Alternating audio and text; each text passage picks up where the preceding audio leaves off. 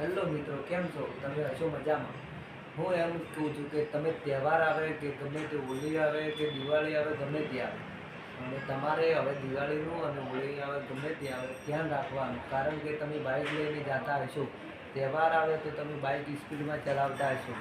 પણ હું પણ હોળીના દિવસે હું બાઇક લઈને જતો હતો તો સામે આવતા હતા છોકરા રંગવા છોકરા આવતા હતા, એટલે મેં સામે આવતું હતું ટ્રેક્ટર, એટલે છોકરાને બચાવવા માટે મેં સાઈડ કાપી. એટલે પછી મારે સામે મારો પગ આવી ગયો ટ્રેક્ટરના નેચે મારું બાઇક આવી ગયું, એટલે બાઇક પણ ભાગી ગયું અને મારો પગ પણ ભાગી ગયો.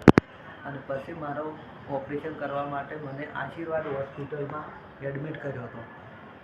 હોસ્પિટલમાં કર્યા પછી મને ડૉક્ટર મેહુલ મધરે મારું ઓપરેશન કર્યું, અને ઓપરેશન કર્યા પછી મારે 1 મહિનાનો ખાટલો આપી દીધો. 1 મહિનાનો ખાટલા આપ્યા પછી મારું ઓપરેશન કર્યું, એટલે પછી હવે મને સાજો થવામાં 1 મહિનો લાગી જશે. 1 મહિના સુધી હું નહીં ચાલી શકું. 1 મહિના સુધી હું ખાટલામાં જ બેસીશ.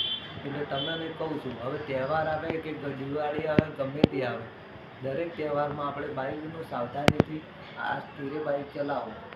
જો તમે પણ ધીરે બાઇક નહીં ચલાવો તો મારી જેમ તમારે પણ થઈ શકે. હું નહીં માગતો કે કોઈને આવું થાય, પણ હું એવું કહેવા માગું છું, તમારે બાઇક હવે ચલાવો તો ધીમે ચલાવો. જય માતાજી. તમે જોઈ શકો છો કે ઓપરેશન કરાવવાના ફોટા.